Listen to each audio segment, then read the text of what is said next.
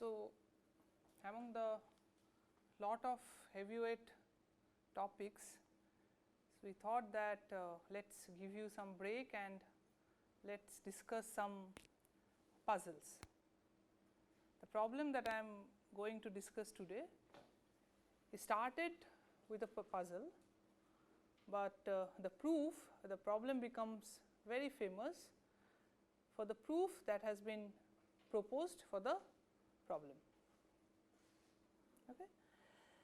So, the problem that we will discuss today is it is known as art gallery problem, but you can think this problem as follows, that suppose you have a secure facility like an airport or a military base or maybe an art gallery where there are paintings in all over the walls which are very expensive, and your objective is to place certain guards so that you can guard the whole arena that needs to be guarded.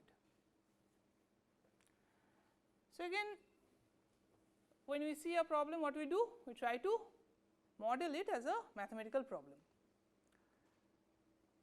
The closest to a art gallery or a airport or a military facility would be consider this to be of a simple polygon. So, we have a simple polygon and our objective is to I will place certain guards inside this polygon, so that every point of this polygon is being guarded. So, what do I mean by every point is guarded is that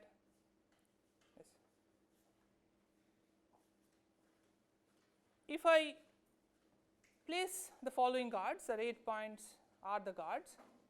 So, the guard here can see this point, this point, this points, this points, this points.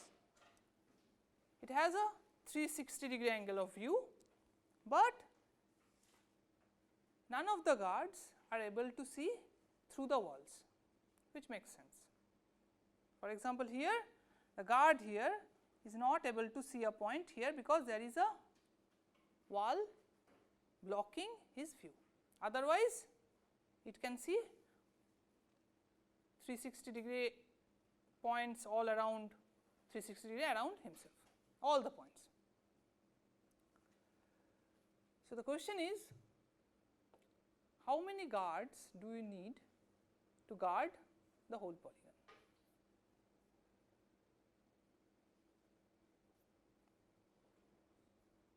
Clear? What is the problem? Problem statement is clear.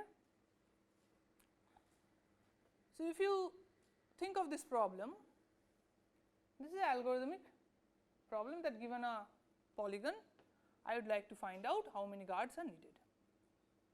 But today we are not going to consider the algorithmic problem, but we will try to answer a combinatorial problem. So, before that, let me formally introduce what is a visibility means. In this picture, formally P and Q are mutually visible if the line segment PQ is inside the polygon P. Here P is the polygon in question. So, quickly let me know that can X see Y? Y sees Z? No, right? So, the definition of visibility is clear. Now, we would want to consider the following combinatorial question is that suppose if I give you a guard, if I give you a polygon with n vertices, you can find out that what is the minimum number of guards needed to guard that polygon, right. Suppose it is possible and I denote the number of points needed to guard any polygon P is by G of P. There exists a number Whether I am able to compute or not, that is a different issue, but there exists a number that this is the minimum number of guards that needed to guard the polygon P. Now, let Gn be the maximum number of guards required to guard any polygon, or maximum taken over all values of Gp, where P is any polygon of size n. That means you take any polygon of size n, there is a minimum number of guards needed to cover that polygon, right. I am taking the maximum of this value, that I am trying to asymptotically bound that you give me any polygon of size n, there exists a function f of n such that that many guards are always sufficient to guard any polygon of size n. Okay. Clear? Doubt?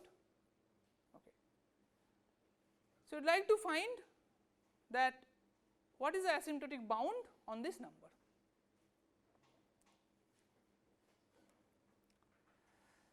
But there is a, I told you that this problem is famous because of the way it has been solved. But this problem was first proposed by Victor Klee to Chatal in a maths conference. This is a puzzle, and they have some time, they are roaming around, Victor Klee proposed this problem, and can you give a solution? And Chatal gave a solution, a complicated one, within few days.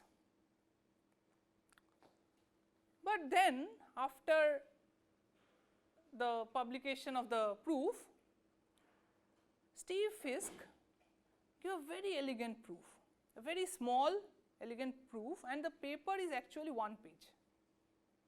The paper is actually just one page paper, and this is widely believed fact that this proof is from the book. So, what is the book? Do you know what is the book? Any math students? Okay, so to know about books, there is a famous mathematician called Paul Edos. He don't have any home, any properties or anything. His job is to roam around, like going from one country to other country and solving mathematical problems. He has positions in all over, say he has position in US, say Hungary, lot of places, and he used to travel and solve lot of problems. He always has lot of problems. He looks a maths Olympiad student, gives a problem, can you solve it? He looks a professor, he gives a problem. So, there are different kinds of subjects, and he has contributed a lot towards the development of the many domains in mathematics. So, he used to say that there is a book in which God keeps all the beautiful proofs,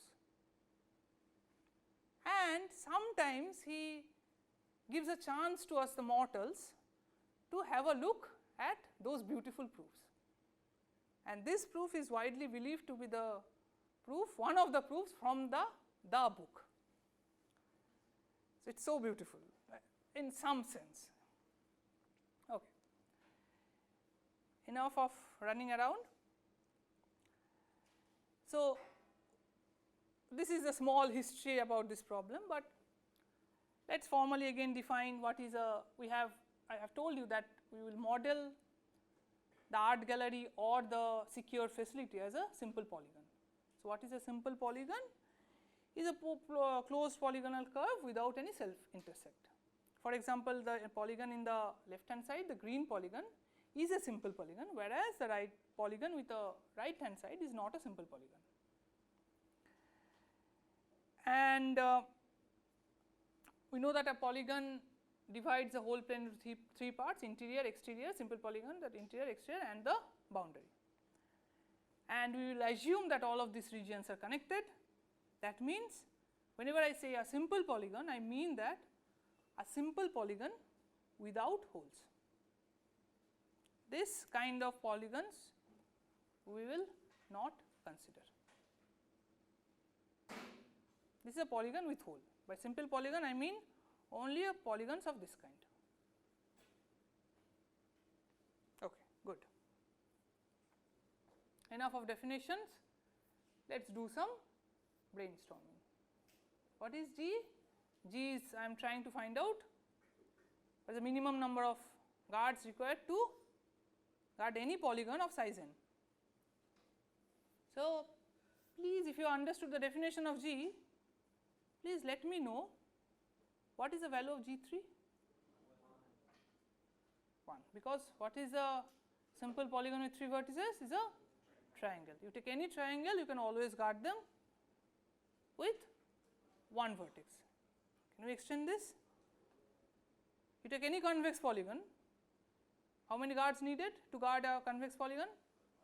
1, right, even like something like this, 1 guard is always sufficient. What about G4?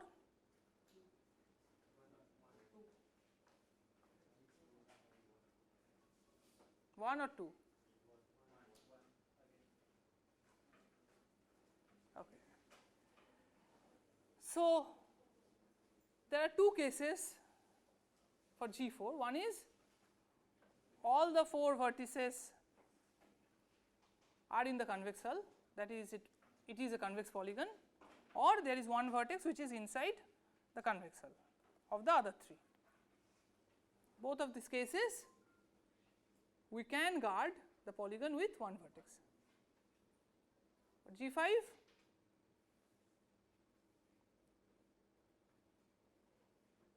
if it is a convex, 1. There are 2 other cases are shown in the figure.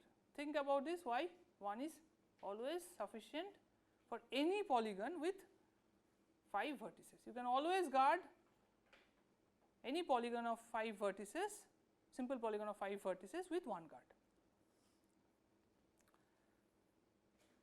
Now, can you let me know that, can we devise a function, what can be a function of Gn in terms of n?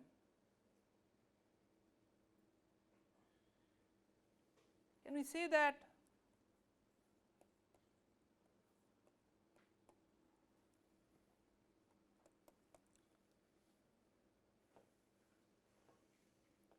sure?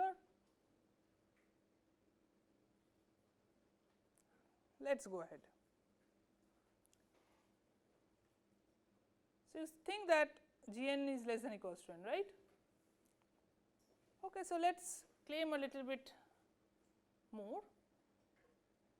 Can we claim that if I see the whole boundary of a polygon, I will definitely see the every point in the interior?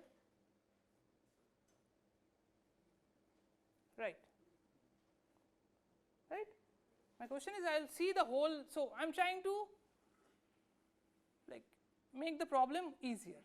If I am guarding the whole boundary, then am I guarding the whole polygon like the interior?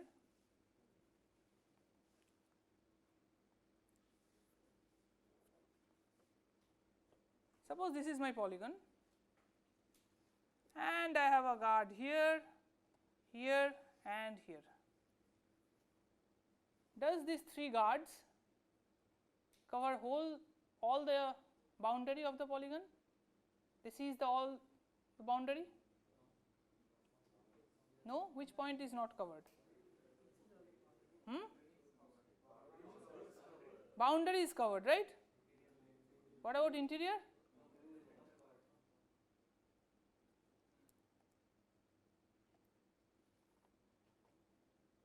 So, not true. Are you still convinced that Jn is less than or equals to n? If I place a vertex, if I place a guard at every vertex, is it enough to cover the whole polygon?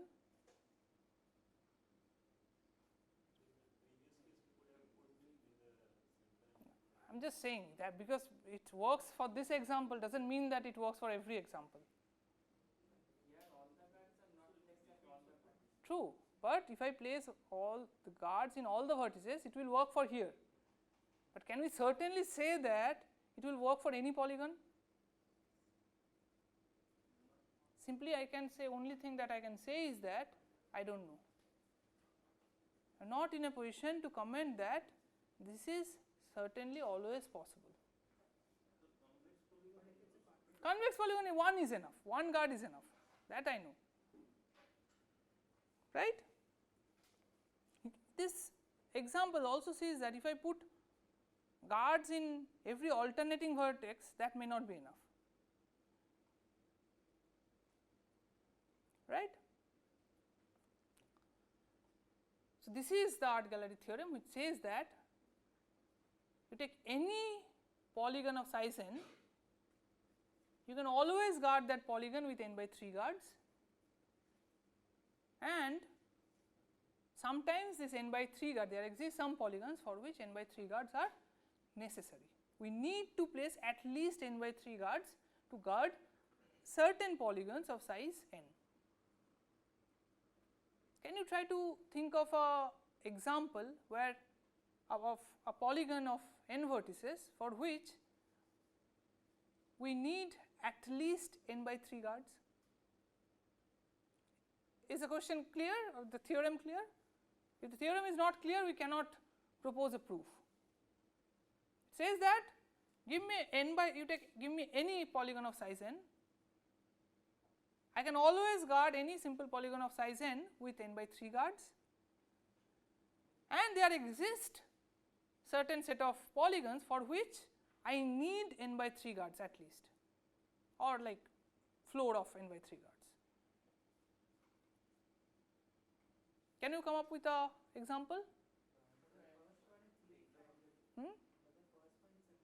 Yeah, but a generalized which can be extended till like for any n. Hexagon, any convex polygon you can guard with one guard. So, this is the polygon, not difficult. If you think about 10-15 minutes, you will come up with this example. There are many other examples like this.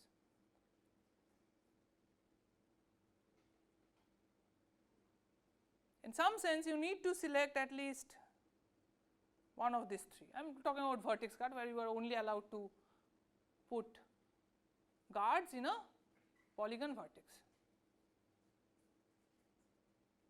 Then again you need one of them in these 3 vertices. You can make this width very small so that a guard here cannot see anything here or misses at least one point here.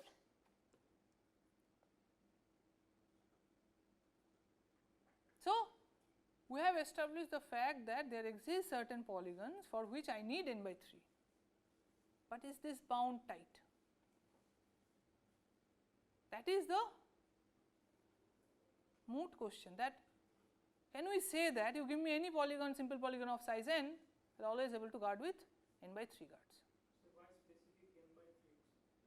Because I know that from this example I need at least n by 3 for certain polygons. So, I cannot do better than n by 3.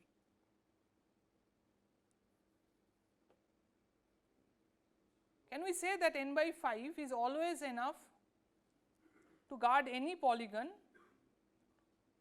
with n vertices? No, because for this example you cannot guard this polygon with n by 5,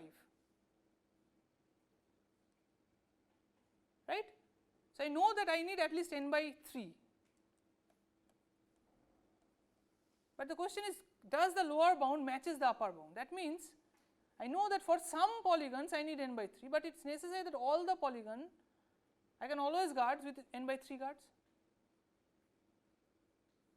Clear? So, what is our objective? Our objective is someone will give me a polygon with n vertices, I have to find a guard set of n by 3 vertices so that it sees whole of the polygon. Okay. A quick definition: a diagonal of a polygon is a line segment joining 2 vertices of the polygon such that the line segment is completely inside the polygon. For example, this is a diagonal, but this is not a diagonal, because if I join these 2 vertices by a line, the line segment is not completely inside the polygon. So, this is not a diagonal, this is a diagonal of a polygon. Okay. So, in the next you have already done a class on triangulation? No, right? Even maybe today or tomorrow you will do a class on triangulation. Triangulation says that you can always partition a polygon into triangles using diagonals. Why there exists such an, there is, you can always have a, the number of polygons, the number of triangles are always n minus 2. For any simple polygon using diagonals, you can triangulate any simple polygon using diagonals into n by 2 triangles. This we will learn in details in the today or tomorrow. But for the time being, assume that the claim I am making is true. Okay. If you believe that this claim is true, initially we claimed that, or initially I asked you a question that whether Gn is less than equals to n or not. Does n guards is always sufficient or not? Forget about n by 3. Can we say that n guard is always sufficient? Because every point in the polygon is part of some triangle in a triangulation. Now, if I place a guard at every vertex, it will be seen by one of them, right? Are you still with me? All good? So, can you give me a hint that why do I need to place guard at every vertex in a triangle?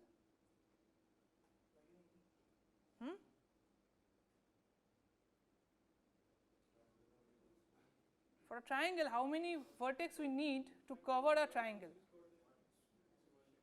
1, right? If I have a triangle, how many guards we need to cover this? 1 is always, because it is a convex polygon. So, in other words, if I can devise a way to place exactly one guard at every triangle, that is sufficient.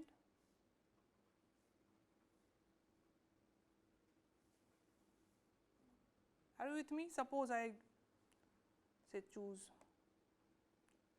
this one, this one, this one, something like this.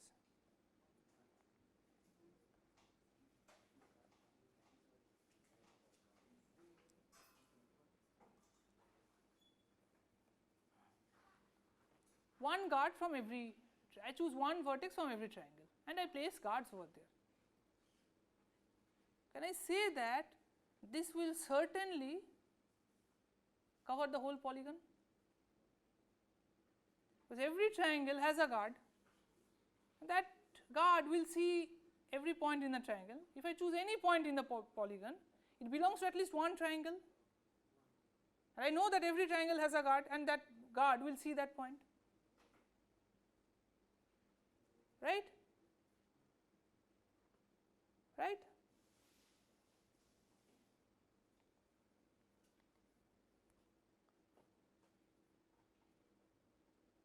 How to claim that? What we are trying to, mathematically what we are trying to say. Okay. Keep true, but what I am saying is about the one guard in every triangle, right? Keep that question in mind, that how to choose one guard from each triangle. Keep that question in mind. In between, let us consider a graph. What is the graph? Graph is the polygon with the triangulation. So, how we define a graph? a graph is nothing but a set of vertices and set of edges. What are the vertices? Polygon vertices. What are the edges? Either polygon edges or the edges from the triangulation. This is a planar graph. It is a graph, more than it that it is a planar graph, right. What are the properties of planar graph? We know that it is, from basic graph theory, we know that it is a 4 colorable. Any planar graph is 4 colorable, right? Everyone knows that. But this is a very special kind of a planar graph, and suppose we can show that any such planar graph which is a diagonals and the polygon or a triangulation with the polygon is 3 colorable. Suppose we can prove that. Then what? Suppose that I am claiming that this graph here in the picture is 3 colorable. Can we say something? Think.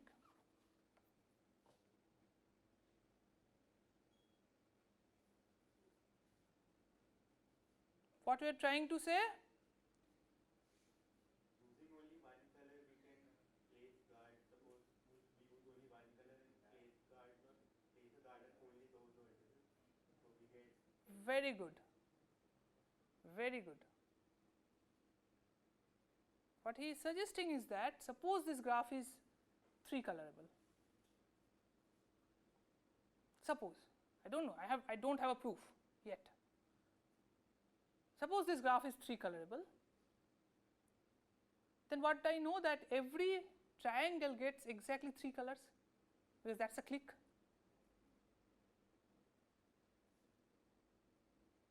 And among those all these 3 colors, I can choose the color which is least used. There exists a color which I have used at most n by 3 times from pigeonhole principle, right. What I will do? I will select that color. Here in this example the color, that least used color is blue. I will place guards at that color, and then we will have one guard at each triangle, exactly one guard at each triangle, and that will prove that any polygon can be guarded with n by 3 colors. But we need to show that this graph is 3 colorable.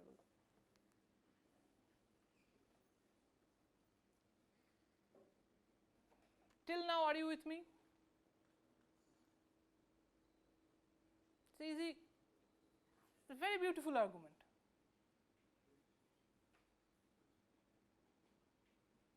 Right? That we all learn how to color graph with, in a basic graph theory course, how to color a graph with 5 colors. We know that every planar graph is 4 colorable. But this is a very cute example or a very cute application of graph coloring. Are you with me? If it is not clear, please raise your hands. So I will go through the proof once again. We are not complete yet. With some assumption, we have proved that, with the assumption that any such graph can be colored with 3 colors, we have proved that n by 3 guards are sufficient.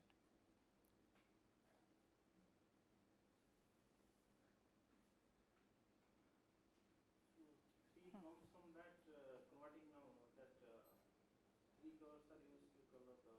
You can color this graph with 3 colors. So from there the n by 3 goes. From there that I take. Yes.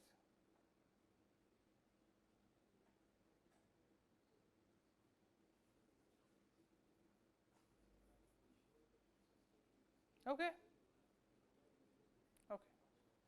Yes. The question: why this graph is 3 colorable?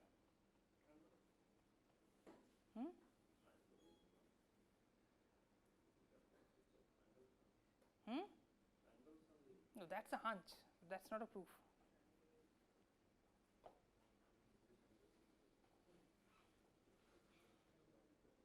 Let us see why this is 3 colorable. You have learned what is a dual of a planar subdivision. What is the dual of this triangulation? Is a each triangle is a vertex, and we are joined 2 vertices by an edge if there is a edge shared between 2 triangles. So, for this triangulation we have the following dual graph.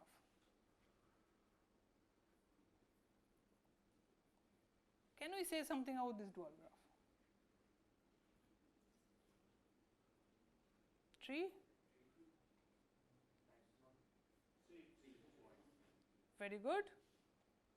So, if I merge both these claims, this is a tree with degree 3.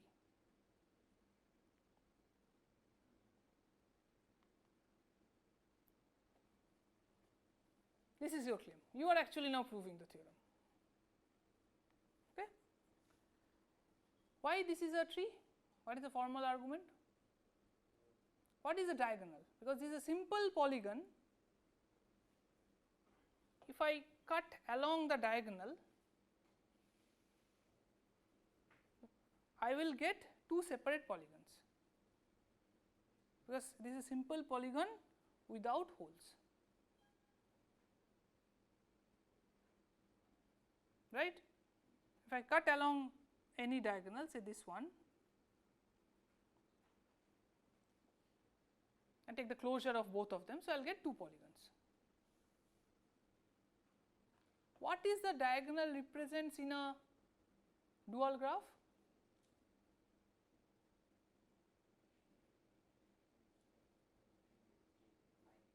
An edge of the dual graph, right. So, when I cut along the diagonal, it divides into 2 parts. What did that transforms to the dual graph? That if I remove any edge, it will become 2 disjoint subsets. Any edge, removal of any edge leads to 2 disjoint subsets. What is the graph that has this property?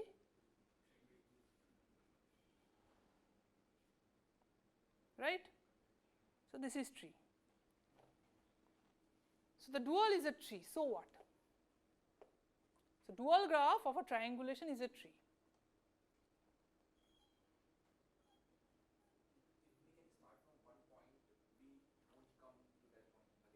Oh, yes, that is true, but how that will prove that this is a 3 colorable?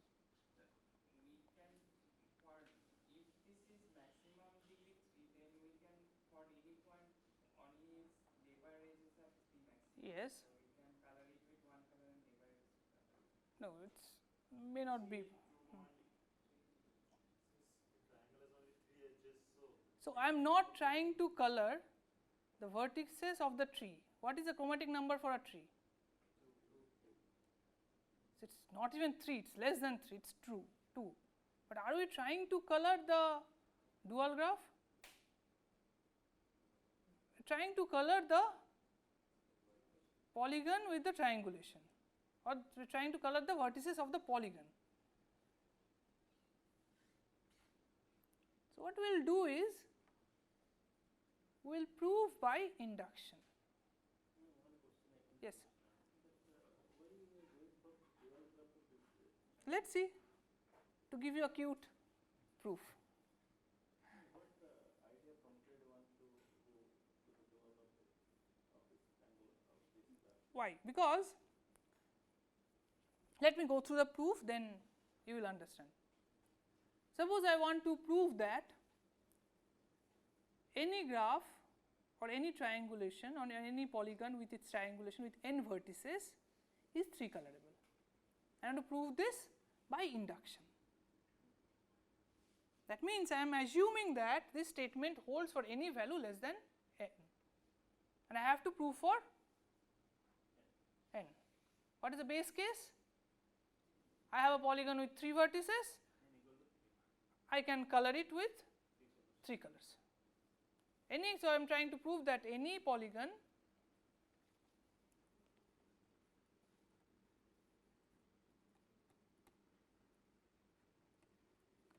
with n vertices can be colored with 3 colors by induction. I am assuming from the induction hypothesis that this is true for any polygon with less than n vertices. So, this is my polygon with n vertices. What I have to do? I have to remove something. Edges. I have to reduce the size of the polygon.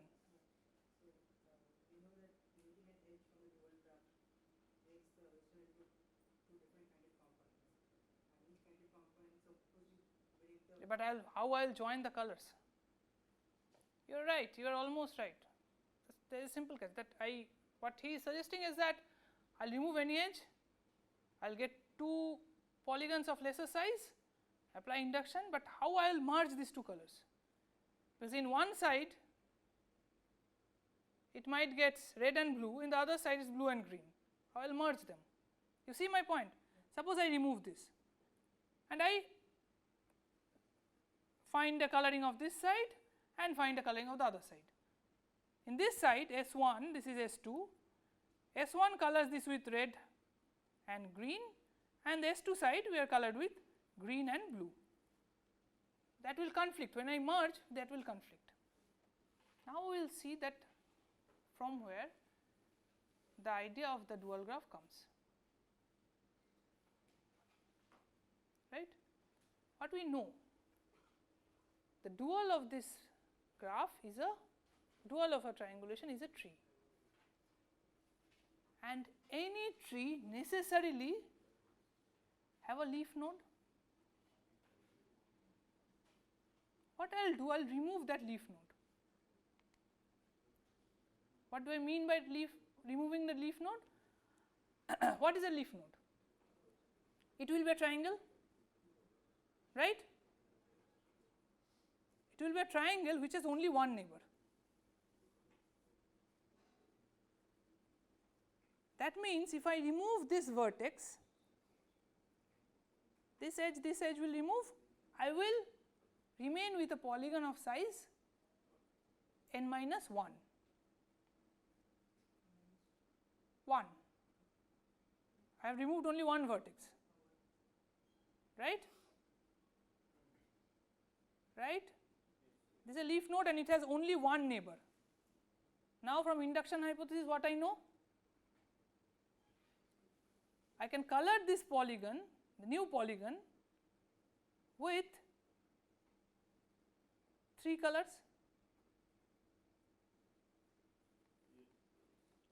What is my induction hypothesis? That any polygon with n vertices can be colored with 3 colors, and I am assuming that for any value less than n this is true. So, we have generated a polygon with vertices n minus 1. So, from induction hypothesis I know that this holds for this polygon. So, color them. Now, how to color? Now, bring the triangle back, and how to color the last vertex?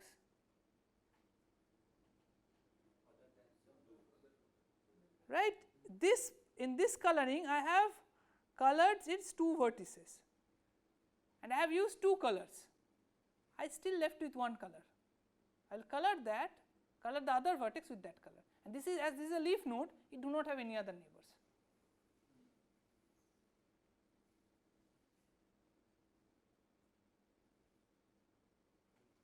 The claim that he was making, like we separate the polygon into 2 polygons, and then you said that suppose like in the lower polygon we had red and blue and in the upper we had green and red, so can't we recolor the upper polygon such that No, green becomes red? no, because we cannot impose anything. That is the beauty of the restriction of the induction hypothesis.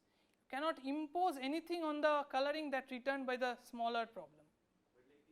But like we can change red to green, green to blue. but we need a formal proof that you can always do that. But that's very trivial, like we can always. And you can always come up with such thing that you need to prove.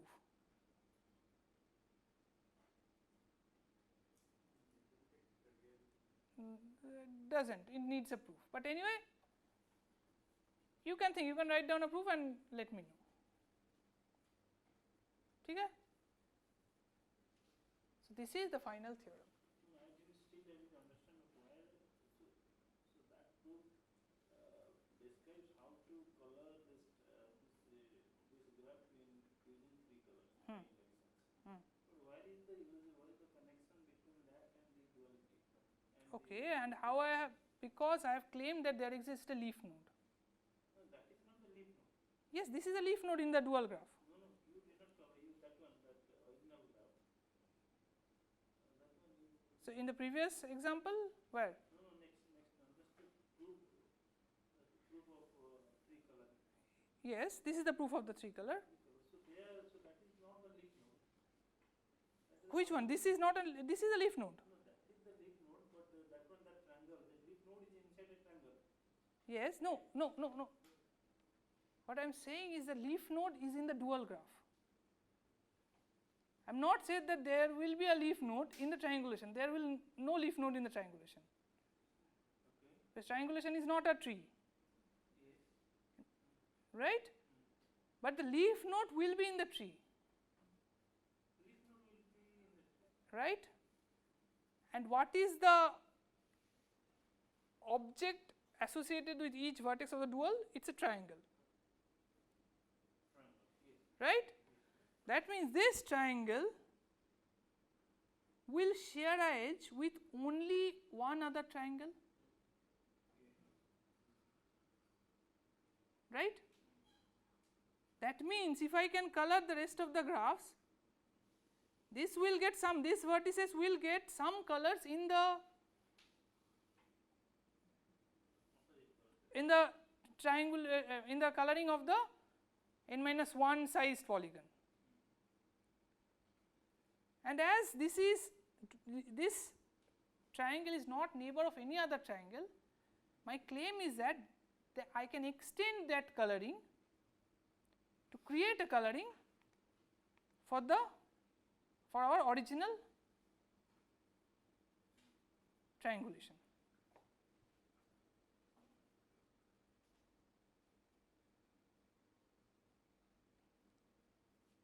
Still I didn't understand why using dual graph. Hmm? I can color it. So without using this dual graph, can't I color it? Can't I prove using 3 colors? Of course, there are plenty of ways to prove the same theorem. Yeah, but why that idea that the duality, dual graph idea is coming? Still I'm not able to connect it. Yes, but is it wrong? Not wrong. It comes as a surprise, but it's not wrong. Mathematically, What was the need of making that dual graph? Because just to get a leaf node. because I want to create a polygon of lesser size. That is the need. Because how can I use induction? If I am trying to prove, Induction part is clear. That is the graph is 3 colorable. That is clear. That is understood. Even though if we said that the triangle, leaf node triangle, the leaf nodes triangle, you are saying that it will share the edge with only one triangle. So what if how can you prove that there always exists a triangle which shares a edge with only one other triangle? So instead of taking the leaf node, you can take any internal node. Will it work? No, that's what. It might work, but I need a separate proof for that. I am not saying this is the only proof. So what? How could you take that leaf node, that the triangle associated with the leaf node? I can take any node, any triangle. So I will take this triangle, right? Yes. Right? Suppose I take this triangle. What is the degree of this triangle? Like 3. How many parts we have? We have 3. Right? So we have 2 parts. This is one part and this is the other part, and I cannot impose any restriction on what kind of coloring I will get. So, suppose in the coloring of the by the induction hypothesis, this is red, this is green. This is a separate coloring, right? This is part 1, this is part 2. Here I get a coloring of red and green. In this part I get a red and green, both are sound coloring, but if I merge these two colors, did I get a proper coloring of the original polygon? No, because in this the triangle this and this gets the same color, this edge gets the same color. Only green color has to be there, otherwise it cannot merge it. Huh? Now, in the by the induction hypothesis, I will get some proper coloring of this graph. In the induction, this is a proper coloring of P2, this is a proper coloring of P1, but if I merge them, I am not getting a proper coloring of. No, then weak induction is only applicable. With strong induction it cannot be proved. Right? I am not saying this is the only way to prove. This is one way to prove. You don't have to necessarily use induction. That's the beauty of mathematics, right? Certainly came up with another proof of this theorem. This is one way to prove this. Okay, so we concluded that the graph is three colorable. Yes. Right? Yes. Then from there the idea that n by 3 how it came. Okay.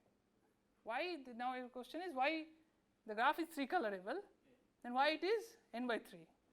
So let me go back to That is independent set you are asking. That largest n by 3. look at the color classes. Each vertex gets a color. That means there exists a set of vertex.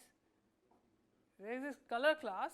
That means set of vertices that color gets a same color will have size n by 3. Right? So there are n vertices you are putting into 3 boxes, like 3 colors. One bag will have n by at most n by 3, and at most n by 3 vertices. I will place a guard at all those vertices. For example, here the least used color is blue.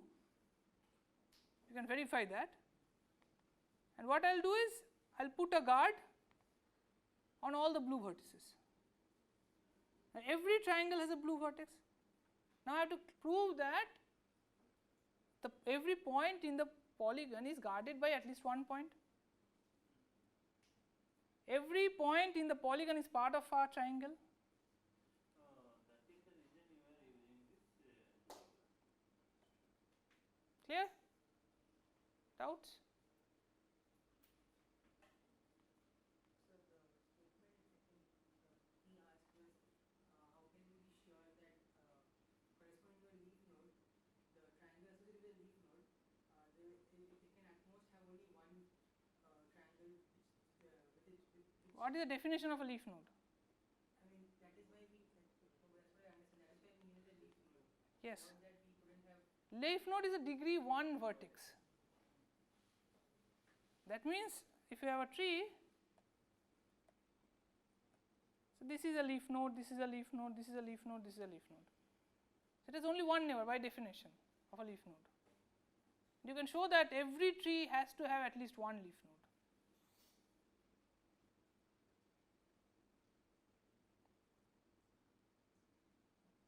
Every tree with size at least 2.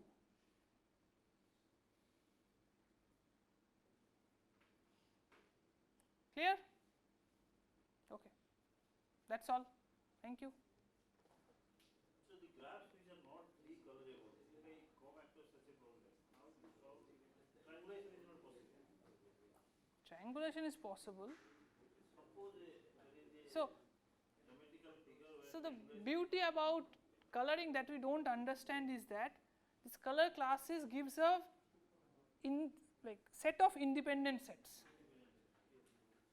Now you can argue on them. Suppose you need the independence property. Suppose the graph is 10 colorable. That means you can partition into 10 independent sets. Yeah. Now, depending on the application, you how to use that, you have to decide that. So this is for so n by 3 colors is the colors required to properly only for this convolution. It will not work for the exact. No, no, no, it's not a general statement or anything. It works for this argument. That's it.